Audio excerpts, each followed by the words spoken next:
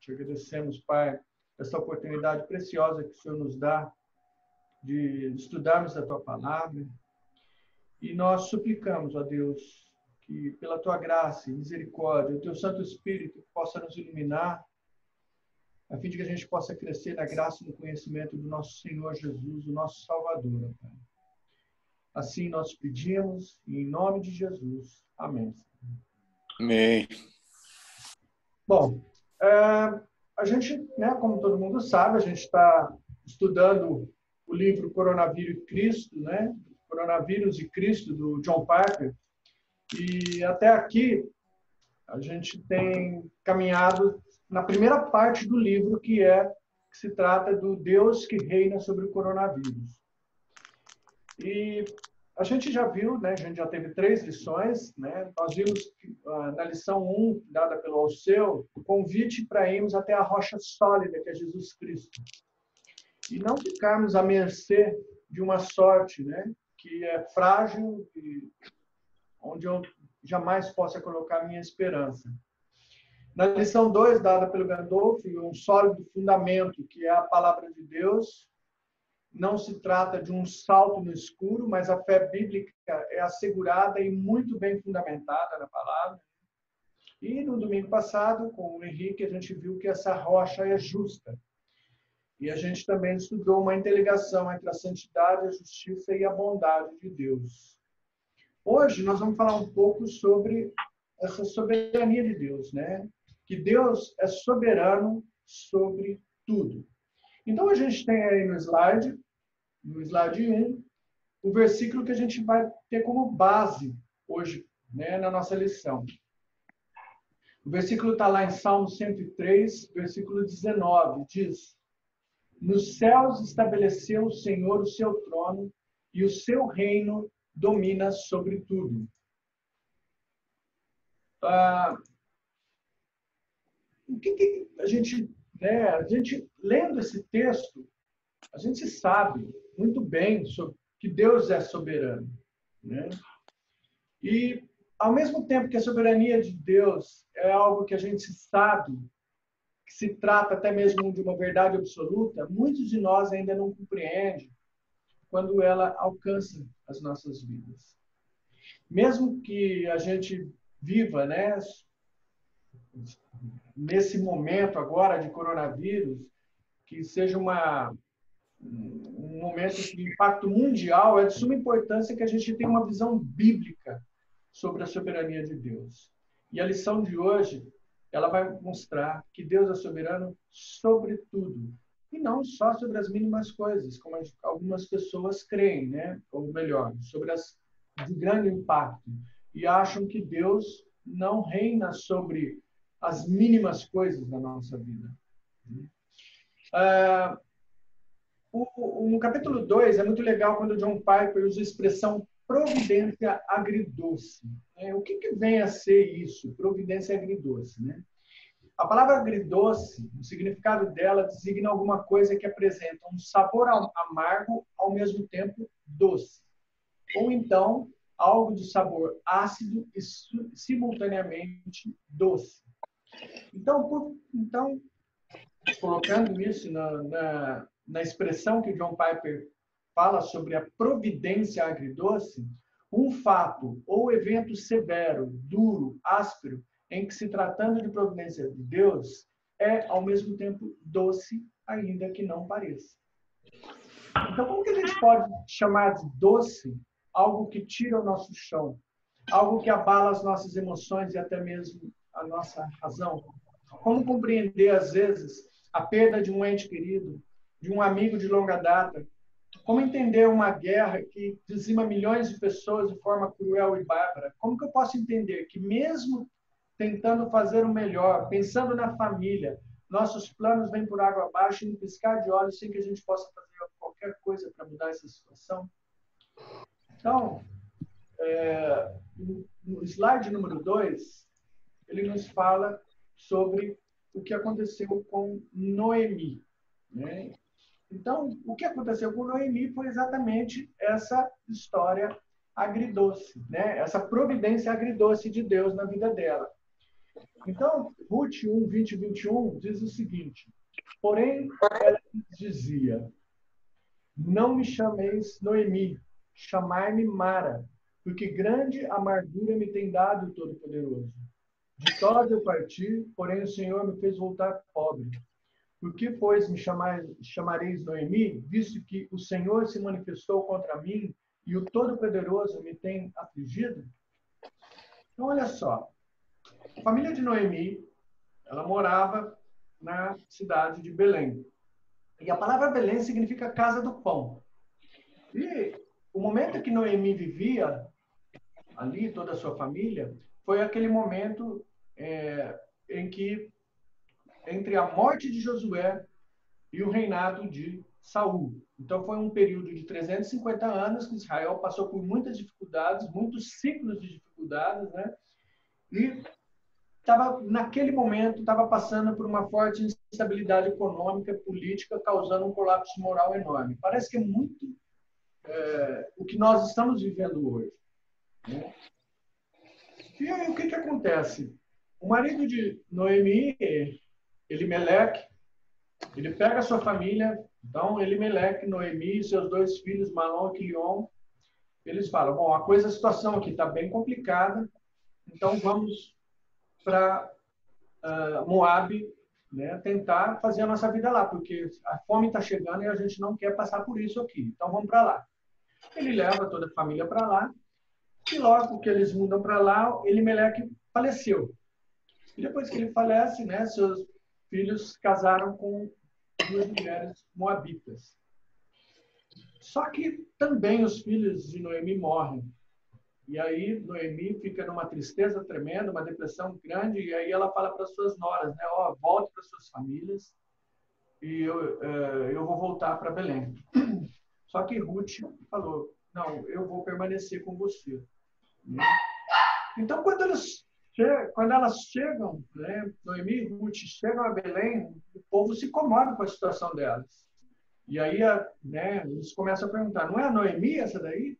E aí ela vem e profere essas palavras aqui do versículo 20 e 21. Falando, não me chama de Noemi, me chama de Mara, que significa amarga.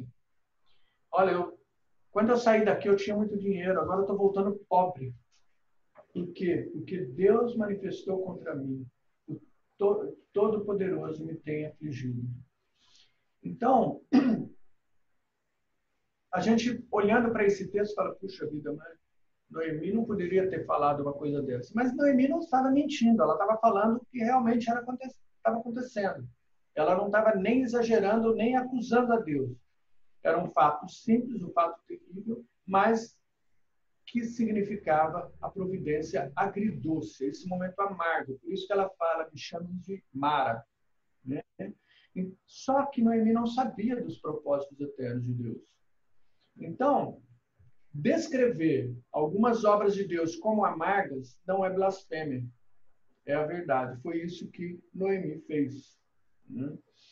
Hoje, quando a gente lê essa história de Noemi, a gente entende o que aconteceu, porque aí vem a linhagem até chegar Davi e depois vem até Cristo. Então, mas para ela ali, naquele momento, ela não estava sabendo, ela não compreendia o que estava acontecendo com ela, por isso que ela falou aqui nos versículos 20 e 21. Bom, mesmo a gente sabendo, né, de como que acaba a história de Noemi e Ruth, né, nas nossas vidas, a gente, por diversas vezes, a gente acaba pensando assim, né, por que Deus está fazendo isso comigo? Por que eu estou passando por essa situação? Então, imagine cada um de vocês, né, cada um de nós, a gente pode imaginar tudo que a gente passou na nossa vida, na história da nossa vida, e por que Deus permitiu que isso acontecesse comigo? Né? Da mesma forma, nós estamos vivendo o coronavírus, né? E o coronavírus tem mexido muito com as nossas emoções. E a gente acaba por entender que também se trata de uma providência agridoce, uma providência amarga de Deus, mas sem tirar a doçura. No capítulo 2 do livro, né, Coronavírus e Cristo, O John Piper ele fala que a doçura da palavra de Deus não diminui no meio da providência agridoce. Aí ele fala, não se tivermos aprendido o segredo de entristecidos, mas sempre alegres, que está lá em 2 Coríntios 6:10.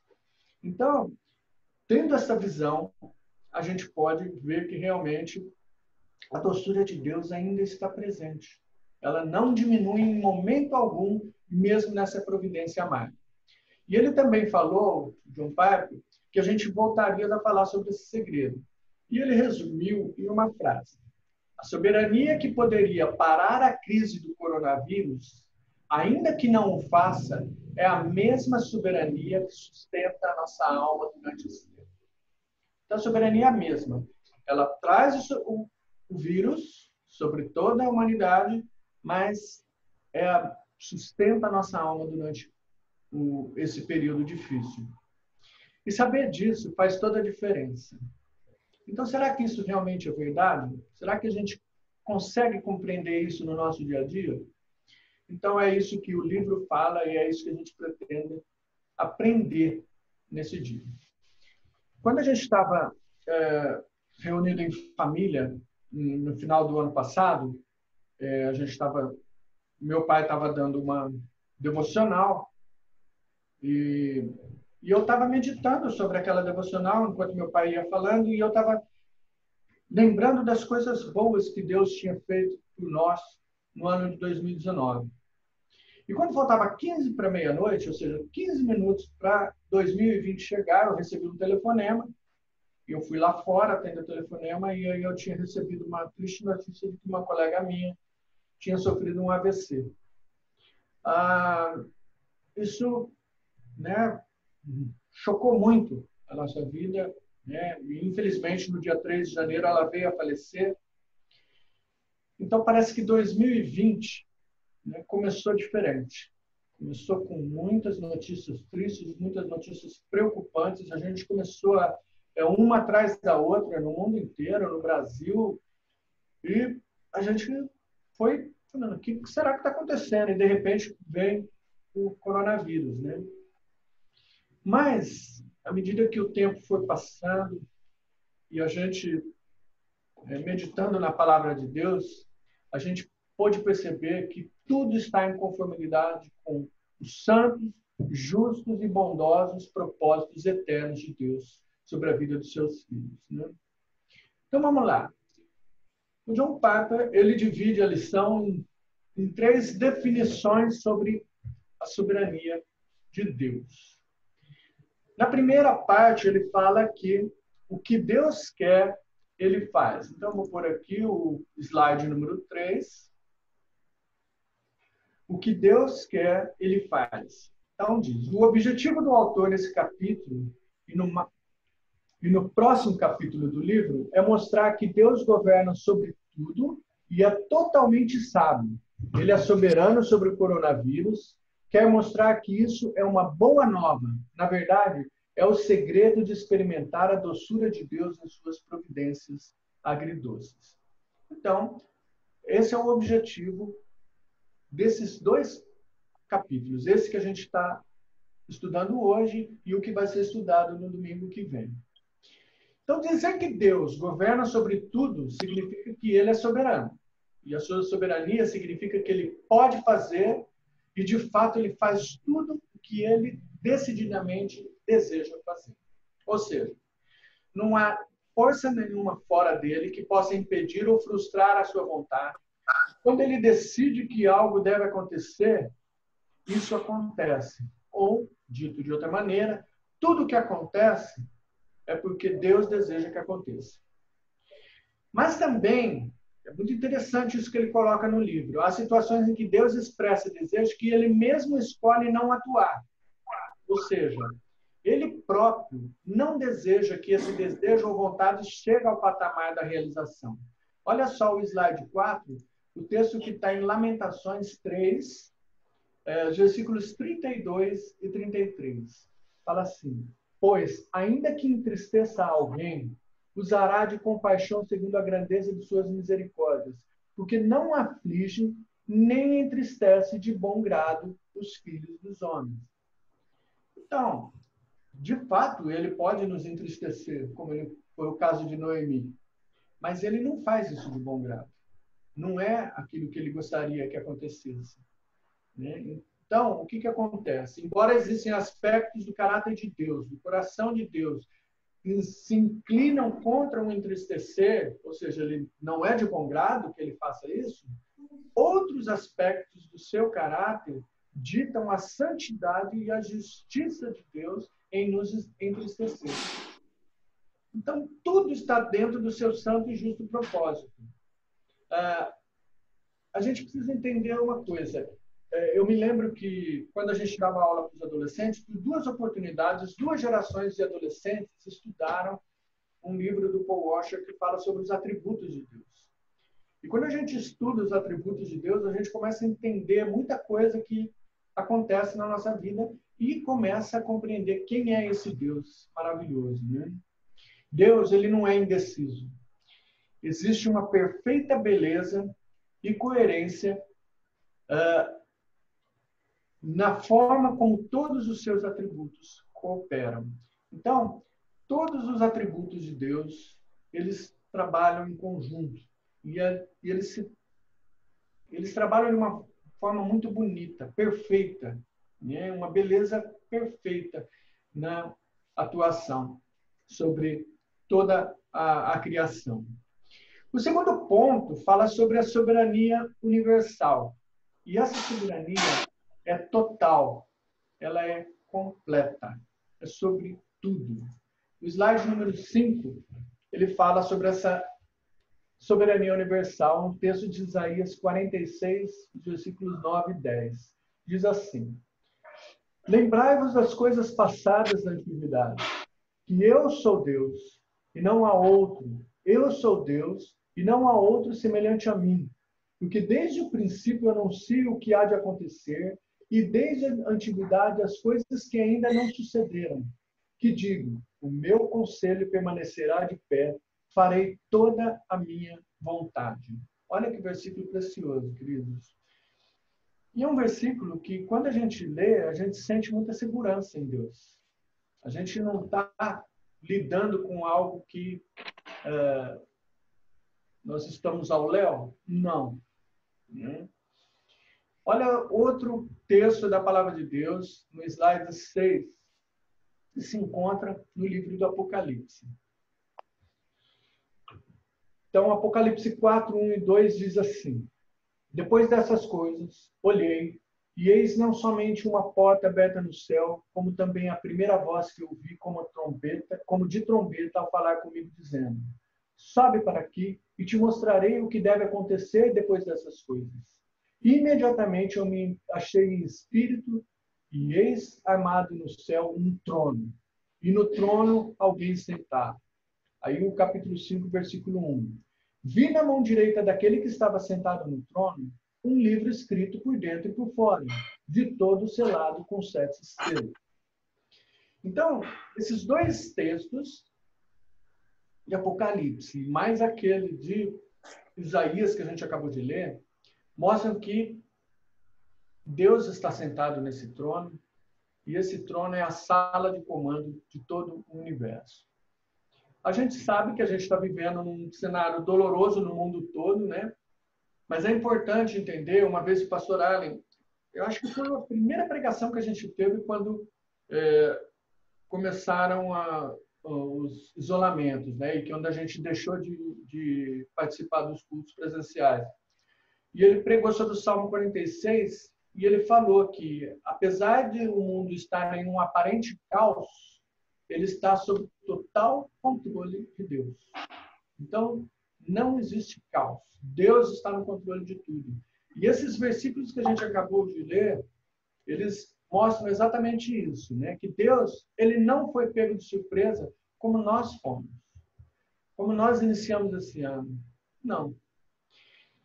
É interessante a gente ver que a palavra trono, no Novo Testamento, ela aparece 67 vezes, e só no livro do Apocalipse, 47.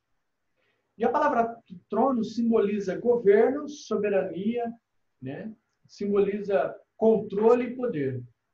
Significa que Deus não é apenas soberano, mas ele tem o domínio, ele tem o controle de tudo e tudo está em suas mãos onipotentes. Ou seja, então a história ela não está à deriva, ela não está perdida sem nenhuma direção. Ela não está dando voltas, ela não é cíclica. Deus está no controle de tudo, está dirigindo tudo e está dirigindo todos. Bom, aí algumas, né? A pergunta que a gente mais ouve das pessoas que não são cristãs é que se Deus é soberano e bom, por que ele não acaba com esse bichinho terrível que está amedrontando todo esse planeta, né? Então, esses dois textos que a gente acabou de ler explicam bem isso. Olha só, esse do capítulo 4, versículo 1 e 2, mostra que João foi convidado a entrar pela porta do céu. Essa porta do céu é aberta e a voz que, como trovão, chama João, fala, vem para cá, vem aqui ver. Então, essa porta aberta do céu, ela não libera apenas esses acontecimentos que João acaba tendo a revelação, mas também libera entendimento. Deus não revela só as coisas que vão acontecer, mas revela também o porquê que elas acontecem e quais são os propósitos de Deus. Olha o slide 7, o que William Hendrickson fala sobre como a gente pode entender melhor as coisas. Somente quando miramos todas as coisas, inclusive nossas tribulações, desde o aspecto do trono, é que nós obtemos um verdadeiro discernimento da história. O que significa isso? Significa que a gente tem que começar a enxergar as coisas com os olhos de Deus. Então, Apocalipse, esse texto do capítulo 4 mostra que a revelação ela vem do céu. A revelação não é um descobrimento da terra, como algumas pessoas entendem. É uma revelação do céu, é a revelação de Deus. E a gente vê nesse texto que a história caminha de acordo com os santos decretos de Deus. O Deus que está no trono do universo tem um propósito para a história, e a história tem sentido. A nossa vida não está solta, a nossa vida não está ao léu. Deus está no trono, ele reina, ele faz todas as coisas conforme o conselho da sua vontade. Olha o slide 8. O livro dos 7 selos, né? Que é o capítulo 5, versículo 1, que a gente acabou de ler. O que vem a ser esse livro, né? Então, esse livro que está na mão direita de Deus é um livro que contém todos os seus decretos, as linhas gerais de todos os acontecimentos da história até o dia final. Lá o Salmo 139, 16, que muita gente conhece, o salmista fala, os teus olhos viram a minha substância ainda informe, e no teu livro foram escritos todos os meus dias, cada um deles escrito e determinado, quando nenhum deles havia ainda. Que livro é esse? É esse livro selado. É o livro que contém todos os decretos. Tudo que Deus determinou desde o início até o fim da vida humana aqui na Terra. Então, esse livro, na verdade, ele traz sequência e consequência. E toda a história da humanidade está verdadeiramente nas mãos de Deus. E é legal, e João ele diz que o livro estava escrito por dentro, por fora e todo selado. O que significa isso, né? Nada foi esquecido. Deus não esqueceu de escrever nada. Ele está completamente escrito em todas as partes e tudo o que acontece, não só na vida da humanidade, mas na nossa vida, já estava escrito, determinado ali nesse livro dos decretos de Deus. E aí, nós não pusemos aqui no slide, o versículo 3 desse capítulo 5 fala assim, ora, nem no céu, nem sobre a terra, nem debaixo da terra, ninguém podia abrir o livro, nem mesmo de olhar para ele. Então, somente Cristo, né, o nosso Redentor, o nosso Salvador, é digno de abrir este livro. Isso significa que, né? O que significa isso? Nem no céu, nem sobre a terra. Então, nem no céu. Então, não tem um anjo Gabriel, não tem Miguel, não tem querubim, não tem serafim, nem anjo nenhum, nem Abraão, nem Moisés, nem Maria. Ninguém é digno de abrir esse livro, de revelar aquilo que está escrito lá. Sobre a terra, ou seja, nenhum homem, por mais influente que seja, presidente da maior potência mundial, nem qualquer ideologia, nem partido político, nem ciência, nem sistema econômico pode prever o que há por vir. A história, nós estamos presenciando uma coisa muito clara, de que o homem é incapaz de saber os propósitos eternos de Deus e muitos estão perdidos sobre as coisas que estão acontecendo. Em todas as áreas da vida. E a ciência, que todo mundo depositava muita confiança, não sabe o que fazer. Por quê? Porque eles não são dignos de saber o que está revelado nesse livro. E aí vem, né, nem debaixo da terra. Ou seja, nem o diabo, nem demônios, nem qualquer espírito pode fazer isso. Somente aquele que é digno pode, que é o nosso Senhor, o nosso Redentor, aquele que é adorado, que é o que vem depois João falando no livro de Apocalipse. Então, Deus é soberano sobre tudo. Essa soberania é universal, ela é total e completa. E o terceiro item da nossa lição de hoje fala que não é uma época para visões sentimentalistas de Deus. Então, o que é isso? A gente vê muita frase, né, positiva, mensagens positivas durante alguns períodos de dificuldade. Alguém está passando, preciso de oração sobre isso, né? Então, a gente passa, muitas vezes, dá aquelas mensagens, Deus é isso, Deus é fiel, Deus está no comando, está mesmo. Mas isso não é suficiente para a nossa vida. Porque a gente não pode se basear apenas nessas mensagens positivas, né? Elas podem nos trazer uma paz passageira, mas por alguns minutos apenas. Depois, porque elas não garantem nada. Mas a palavra de Deus é que nos traz o verdadeiro conforto, pois o que Deus diz na sua palavra, ele cumpre. O que Deus promete, ele faz. E o que ele faz é o melhor para os seus filhos. Lá em Romanos 8, 28, a gente vê, né? Sabemos que todas as coisas cooperam para o bem daqueles que amam a Deus, daqueles que são chamados segundo o seu propósito. São todas as coisas que cooperam. Não são só as coisas boas, mas até mesmo a providência agridoce de Deus coopera para o bem daqueles que são chamados segundo o seu propósito. Qual que é o propósito de Deus na vida dos seus filhos? A salvação em Cristo Jesus. Então, a gente tem que entender o seguinte, que o coronavírus foi enviado por Deus.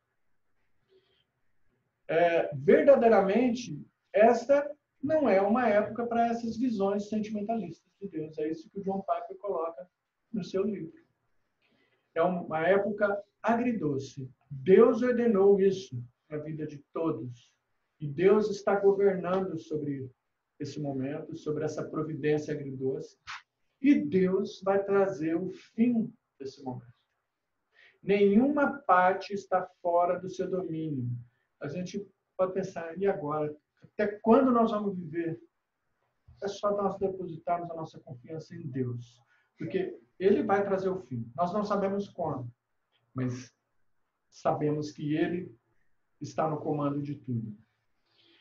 Vida e morte estão nas mãos de Deus. Nenhuma parte está fora do seu domínio. Na presença de Deus, ninguém tem direito à vida. Cada respiração que a gente dá é um presente da graça de Deus. Cada batida do coração é imerecida. A vida e a morte estão, em último instante, nas mãos de Deus. Em Deuteronômio, capítulo 32, versículo 39, diz assim: Vejam agora que eu, sim, eu sou Ele, e que não há nenhum Deus além de mim. Eu mato e faço viver. Eu firo e eu saro, e não há quem possa livrar alguém da minha mão. Esse é o Deus soberano sobre tudo e sobre as nossas vidas.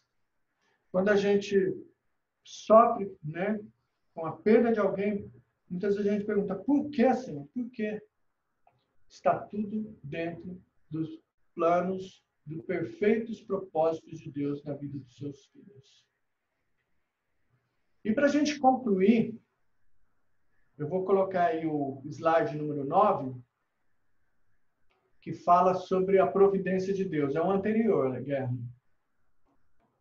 Isso aí, a providência de Deus, né? Eu gostaria de compartilhar com vocês aquilo que eu aprendi sobre a doutrina da providência de Deus. É uma doutrina preciosa. Então, em linhas gerais, o que está escrito aí, né? É isso que nós chamamos de providência. É quando Deus usa quem Ele quer e o que Ele quer para executar os seus planos. Para muita gente, isso pode parecer uma coincidência. E o mundo vê as coisas como coincidência. E o mundo olha para esse conjuminamento de fatores, para essas coisas que acontecem, e o mundo fala de sorte, o mundo fala de azar, e o mundo fala de coincidência. Mas nós, os seus filhos, os filhos de Deus, cremos, né? Nós sabemos melhor, porque Deus revelou isso para a gente. Nós cremos em um Deus soberano, Criador dos céus e da terra, que reina supremo, guia todas as coisas, governa as ações dos homens, crentes e descrentes, que acreditam nele ou não, para a realização dos seus propósitos, e ele faz isso de uma maneira misteriosa, muitas vezes. Ele faz isso também de maneira sábia, de maneira justa, de maneira verdadeira, de forma que em Deus não há erro algum. E tudo acontece de acordo com seus planos. Para nós crentes, nem sempre o propósito de Deus é claro, nem sempre os planos dele nos parecem óbvios. Não poucas vezes nós estranhamos e ficamos a pensar por que tais eventos ou determinadas circunstâncias são tão cruéis e tão pesados sobre a nossa vida. Será que Deus é malvado, Deus é cruel, tem prazer em nos fazer sofrer? A gente começa a pensar sobre essas coisas, e coisas dessa natureza. A resposta é a doutrina da providência. Deus governa o mundo de maneira sábia. Ele age através das suas criaturas, através dos fatos e das circunstâncias, das causas naturais, dos acontecimentos da história. E mesmo que nós não compreendamos, ele tem um plano, tem um propósito. E no final, isso é que é legal. No final, vai ser mostrado que isso foi a melhor coisa que poderia ter acontecido na nossa vida. Enquanto esse conhecimento não nos chega, nós nos confortamos com esse pensamento de que Deus é bom sempre. E Ele é bom sempre. Ele é justo sempre. Não há erro no Altíssimo. Não há erro no Todo-Poderoso. E esse é o nosso consolo aqui nessa vida. A doutrina da providência de Deus. Ele dispõe de tudo para o cumprimento do seu plano e do seu propósito e de sua vontade. Olha que legal que o que esse servo falou. Então, Guerra, agora o slide 10. Ele faleceu acho que há uns 15 dias, se eu não me engano, há umas 2 ou 3 semanas. Mas foram palavras sábias desse servo de Deus. O crente pode conceber com razão o dia de sua morte como uma data registrada no diário de Jesus. Uma data registrada nesse livro selado de Deus. O livro fechado que tem todos os decretos sobre a nossa vida. E ele também falou, saber que nada acontece no mundo de Deus, além da vontade de Deus, pode assustar os ímpios, mas estabiliza os santos de Deus. É isso que traz um conforto muito gostoso. E, para terminar, o John Piper termina o capítulo de uma forma bastante sincera e até mesmo chocante. Ele diz assim no livro, se ele quiser, viveremos. Caso contrário, não. quiçá não viverei para ver este livro publicado. A palavra quiçá pode significar talvez. Talvez eu não viverei para ver esse livro publicado. Mas não, ele quis dizer, se a gente for ler o livro desde o capítulo 1, ele diz, quiçá, muito provavelmente, eu não viverei para ver esse livro publicado. Mas ele está vivo pela graça de Deus. Se ele quiser, viveremos. Caso contrário, não, ele falou no livro. Eu tenho pelo menos um parente infectado com coronavírus. Eu tenho 74 anos, os meus pulmões estão comprometidos com coágulo de sangue e bronquite sazonal. Mas esses fatores, em última instância, não decidem. Deus decide. Essas são boas notícias? Sim. A melhor notícia é quem decide é Deus. E aí ele fala que ele vai tentar mostrar o porquê no próximo capítulo que vai ser ministrado no domingo que vem. Então, que Deus possa trazer esse conforto, né? Esse consolo de sabermos que Ele está no controle de tudo. É Ele quem governa sobre tudo, não só sobre as coisas universais, né, da história, mas também sobre a minha vida particular. Deus está no controle de tudo. Então, que Deus nos abençoe, que Deus possa realmente trazer esse consolo, esse conforto no nosso coração. Amém, Amém. irmãos? Amém. Eu gostaria de saber se alguém tem alguma colocação, alguma pergunta. Aí, Guerra, pode até fechar os slides para a gente ver todo mundo agora? Ô, Marquinhos, Pois não. bom, pode parecer clichê, né? Citar Jó, porque tá todo mundo careca de saber, de conhecer a história dele. Mas Jó, quando perdeu tudo, a mulher dele, né? Todo mundo sabe também, chegou, escarneceu dele, inclusive de Deus. Disse, amaldiçoa teu Deus e morre. E Jó disse aquele, né, célebre frase, falas como uma doida, né? Se recebemos o bem de Deus, por que não receberíamos o mal também? Ou seja, quando está tudo bem com a gente, está tudo bem a gente com Deus. Aí as coisas começam a degringolar por fatores como essa doença ou qualquer outra coisa ruim que acontece, e nós começamos a achar que Deus está virando as costas para a gente. Quando, na verdade, também, quando isso acontece, é porque nós que nos afastamos de Deus. Mas, enfim, a gente começa a achar que Deus está puxando o freio de mão da gente. Eu acho que a situação é ruim, tudo isso que está acontecendo tem afetado todo mundo de várias maneiras, mas a gente tem que realmente ter sempre a consciência de que Deus está soberano sobre tudo, que Ele está soberano e agindo quando está tudo bem com a gente, e também tem que estar agindo, a gente tem que crer que Ele age por nós quando a coisa está ruim também. Noemi também era rica, perdeu o marido, perdeu os filhos, uma nora deixou ela acho que só não ficou doente como o Jó ficou, mas enfim, passou por uma curva descendente bem aguda, assim, né, a ponto de morar de favor e, enfim, aquela coisa toda. Então, mas no final das contas, Deus restaurou a sorte de Jó.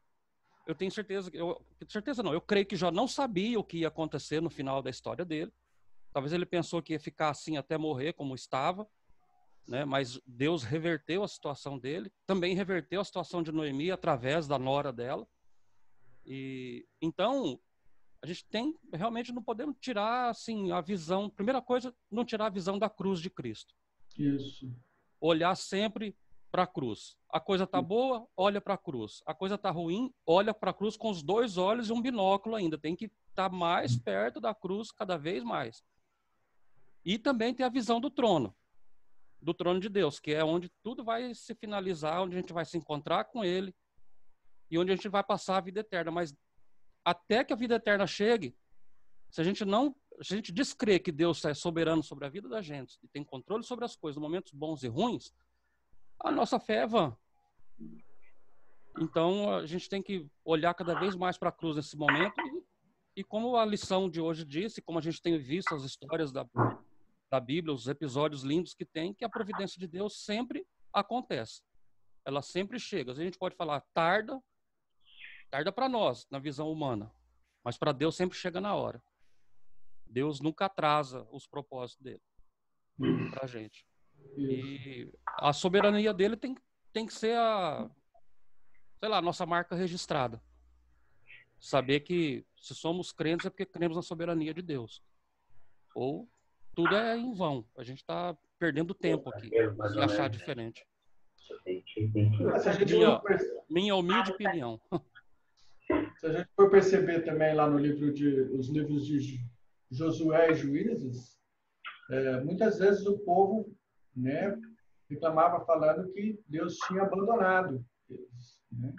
Mas Deus em momento algum abandonou o povo. Então, são momentos cíclicos e Noemi está vivendo esse momento, né? E em que Deus estava com a sua providência agindo na vida do povo de Deus. Então, o livro de Josué é uma história da caminhada cristã na nossa vida, né? E ela remete exatamente para isso que você falou, da Cristo, né? Remete para Cristo, aponta para Cristo. Então, Cristo sofreu tudo aquilo que todo ser humano sofre e depositou tudo ali na cruz, né? E é uma luta para a gente, não é fácil a gente aceitar todas essas situações e pela nossa natureza, né? Pela nossa natureza humana, aceitar de bem, de boa, né? Então, é uma luta constante isso. Mas quando a gente volta para a palavra, a gente lê a palavra de Deus, isso traz muito conforto para a gente, muita segurança para a gente, sabendo que Deus está realmente no controle de tudo. O Guerra, eu queria falar. Posso falar, Guerra? Pode, à vontade. Não, dizer que da minha alegria, né? De uma oportunidade singular e que estamos vivendo nessa manhã. Para mim, eu acredito para muitos de vocês também. Marquinhos, a sua aula foi brilhante. A sua aula foi brilhante. Você teve coerência, didática, clareza e contextualização. Tudo isso você teve. Quando você prepara uma aula, eu tenho a impressão que você tenha tido um tempo muito grande para preparar tudo isso. Deve ter sofrido, no bom sentido, para preparar uma aula com tanta clareza assim. Obviamente que tem a ação do Espírito Santo para nos facilitar. Isso a gente não pode esquecer nunca. Mas ao ver você, que eu vi, eu não diria nascer, mas de você desde criança, não tem idade, eu elevo a Deus os meus agradecimentos, porque foi com o seu pai que eu aprendi muita coisa nessa igreja, muita. O Moisés, que é uma coluna de fé para essa igreja, foi com você, Moisés, que eu aprendi muito, muito, eu e minha família, dentro dessa igreja. Eu me emociono porque é uma verdade que a gente pode dizer em vida e na presença de todos, né? E, obviamente, quando eu falo do Marquinhos e do Moisés, do presbítero Moisés, eu não posso deixar de falar da Kelly e da Maria Inês. Ali eu vi a imagem do Marquinhos e atrás dele a imagem da Kelly, representando o que significa a mulher num casal, para o marido crente. Então, e aí eu coloco também que eu vi bem de perto a vida da Cláudia e do Douglas. São pessoas que servem a Deus até hoje na nossa igreja também. Então, isso não é lisonja, isso é alegria de poder ver em você, Marquinhos, a imagem de Deus, mas também a imagem do seu pai em você, da sua mãe, numa exposição tão clara, tão gostosa de ser assistida. E isso tudo a gente fala não para orgulho das pessoas, é mesmo para um testemunho vivo, um estímulo para as outras pessoas. Então, essa é uma manhã especial para mim, nessa igreja, que estou aí há alguns anos, de poder compartilhar com você, Moisés, um agradecimento especial de tanta coisa boa de Deus que eu aprendi com você e, obviamente, com o testemunho da Maria. E deixar para a Kelly um grande abraço. Não se esqueça que os casamentos são assim mesmo, né? Eles não são uma maravilha. O casamento é uma mortificação. Parece que vocês vivem na mil maravilha e eu também, o Moisés e a Maria. Não, não é assim. Mas nós vivemos na maravilha de Cristo. Essa sim que é a verdade inabalável. Com perdão, com amor, com carinho. Então eu deixo aqui, Guerra, a minha alegria, uma oportunidade talvez única, singular, de poder agradecer um dos maiores didatas que eu conheci na minha vida, que foi o presbítero Moisés. O maior didata que eu já vi. Ele consegue sintetizar as coisas de Deus com uma clareza, com uma facilidade tão grande. E hoje eu vi na imagem do filho dele, do Marquinhos, essa experiência maravilhosa. Obrigado. Eu só queria compartilhar uma coisa que eu conversei com meu pai ontem, que na terça-feira eu dirigi o GIS e hoje eu estava incumbido de dirigir a aula da escola dominical. E a impressão que eu tive é que Deus provou muito a minha vida nessa semana. Porque no GIS a gente falou sobre as obras da carne e o fruto do Espírito.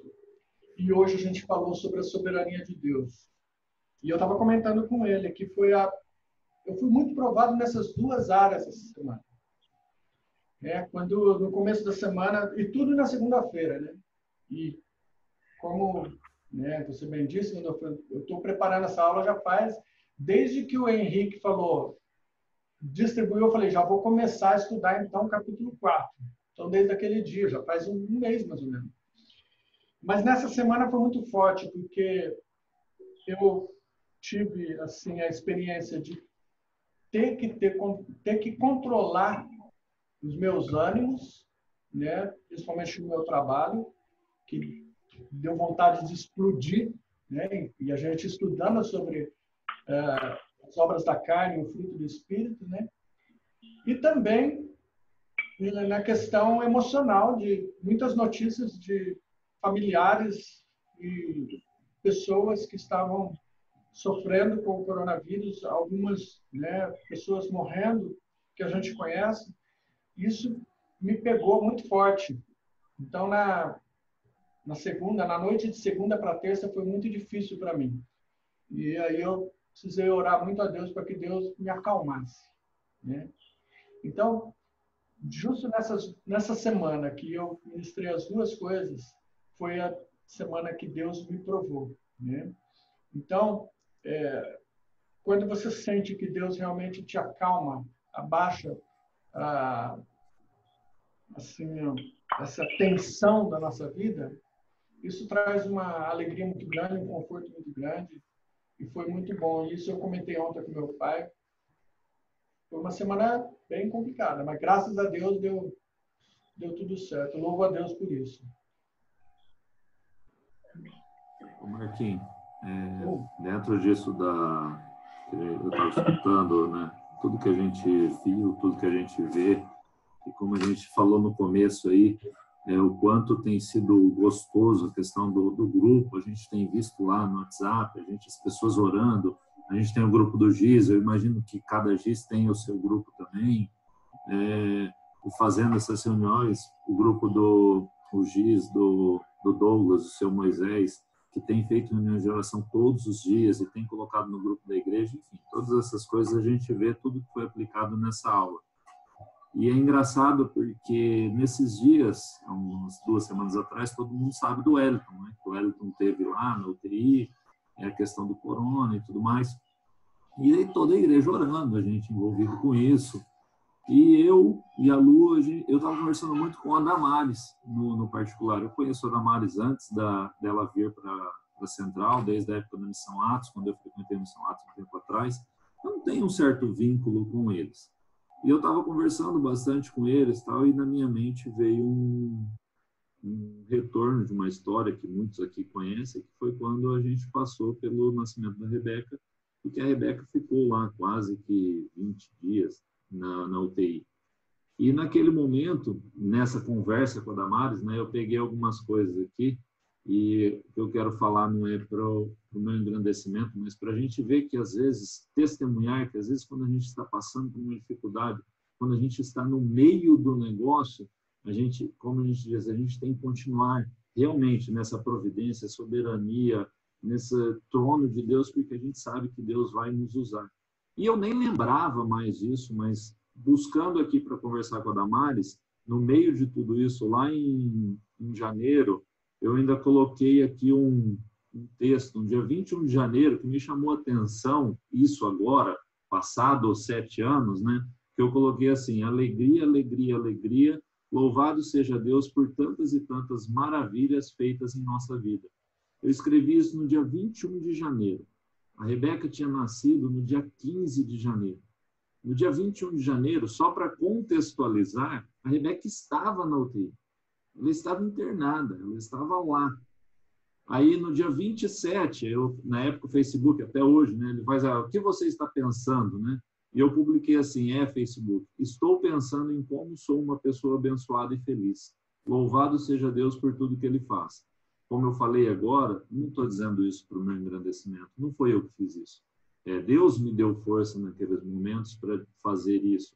Deus me deu força naquele momento para que 7 anos depois eu pegasse essas imagens, porque o que eu fiz foi isso.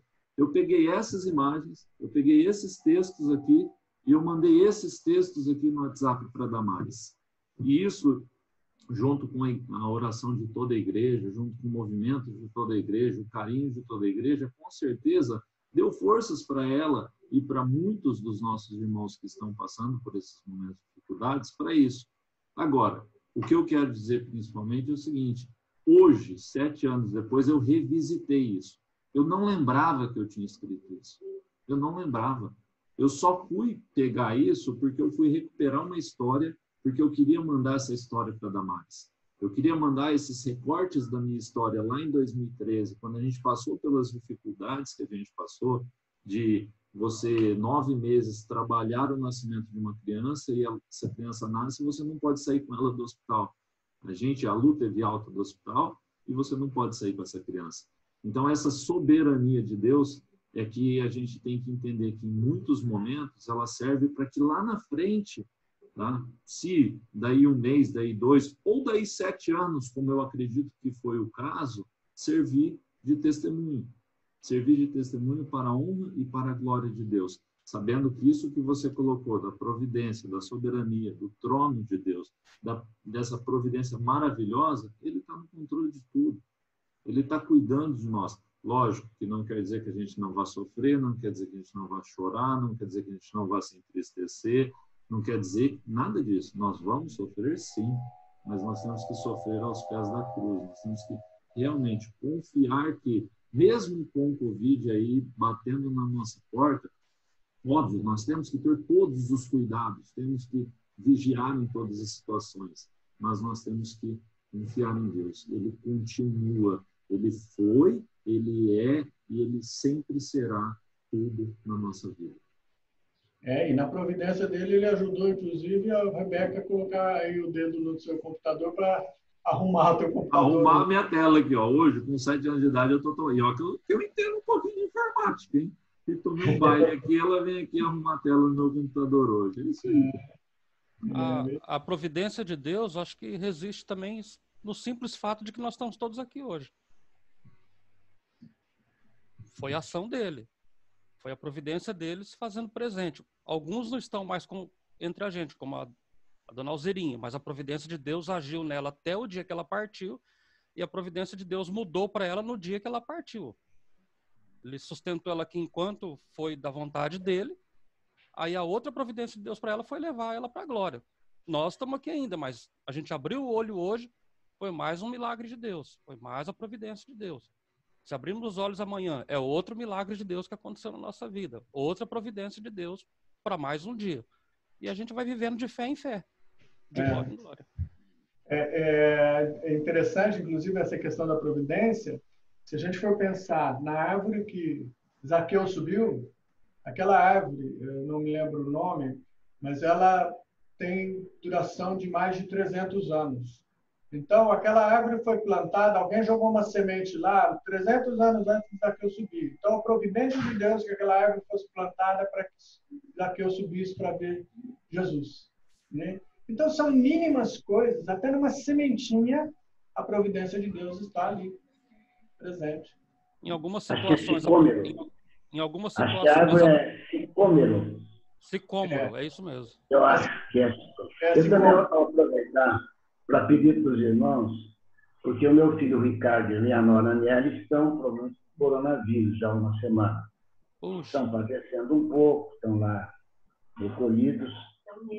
Nós não estamos ainda com o resultado do exame, mas a sogra dele está. Então, pedir a Deus que vocês estejam orando para a recuperação do Ricardo e da Aniele, e também para que esse vírus não se propague para os seus filhos e também para os amigos e para a gente que ficamos muito próximos dele. Então, isso deve ter de 8 a 9 dias hoje. Eles estão lá, a Edna acabou de ligar, eles estão melhores, a dor de cabeça diminuiu, ela continua muito entupida ainda, com muita fraqueza no corpo, mas nós estamos repousando toda a nossa segurança no nosso Deus, pela providência do nosso Deus. Mas a oração dos irmãos é muito importante na recuperação dele. Minha irmã também testou positivo uma semana atrás. Ela também está em quarentena mais do que o normal, vamos dizer assim. Mas ela também está bem, graças a Deus. Os sintomas, por enquanto, são leves. Ela nem necessitou ir para o hospital, nada, está em casa. Mas ela também testou positivo. Vamos estar orando por isso. Mais alguém gostaria de falar? Bom, então nós vamos orar, então encerrar nossa aula. Vou pedir para o Alceu fazer essa oração, Alceu, e orar por esses pedidos do Gandolfo, do Guerra. Que Deus esteja abençoando e trazendo, né, esse conforto, esse consolo para o nosso coração. Vamos orar, então. Senhor Deus, nosso Pai, nós queremos agradecer ao Senhor, a Deus, pela tua graça, pelo teu amor, pela tua justiça e, acima de tudo, como nós vimos aqui, pela tua soberania, Deus. Nós cremos, ó Pai, que o Senhor é um Deus presente em nossas vidas. Cada detalhe da nossa vida, Pai, está nas mãos do Senhor, ó Deus. O Senhor é aquele que nos conhece antes mesmo que existíssemos, antes da formação do mundo. E nós louvamos o teu nome. E um Deus todo-poderoso, Criador de todas as coisas, e aquele que nos sustenta a cada dia. E agradecemos ao Senhor, ó Pai, porque mais uma vez, nessa manhã, nós podemos ser relembrados dessa soberania do Senhor através da vida do Marcos, ó Deus. Que o Senhor continue abençoando a sua vida, a sua família, e que ele continue sendo uma testemunha fiel do Senhor, ó Deus. Queremos colocar também as nossas vidas e a vida de todos aqueles nossos irmãos que estão passando por grandes lutas e dificuldades nesse momento de pandemia, aqueles que estão infectados aqui, ó Deus, que foram colocados aqui, nós colocamos nas tuas mãos, irmãos da igreja também. Pedimos que o Senhor abençoe, que o Senhor dê a eles recuperação plena, saúde, Pai. Pessoas que estão sofrendo os efeitos dessa pandemia também na área de relacionamento, na área familiar, financeira, ó Deus. Pedimos que a tua graça, a tua boa mão seja com eles. E, acima de tudo, Pai, que o Senhor esteja trabalhando na vida deles e nas nossas vidas, ó Pai, trazendo essas verdades que nós não podemos esquecer jamais. Nós confiamos no Senhor e sabemos que todas as coisas cooperam para o nosso bem. Mesmo nos momentos difíceis, tudo aquilo coopera para o nosso bem. Amém. Louvamos o teu nome, te agradecemos e pedimos que o Senhor nos abençoe neste dia de domingo. Derrama da tua graça sobre cada um, em nome de Jesus. Amém. Amém. Amém. Deus abençoe, tenha um bom domingo. Amém. Deus abençoe.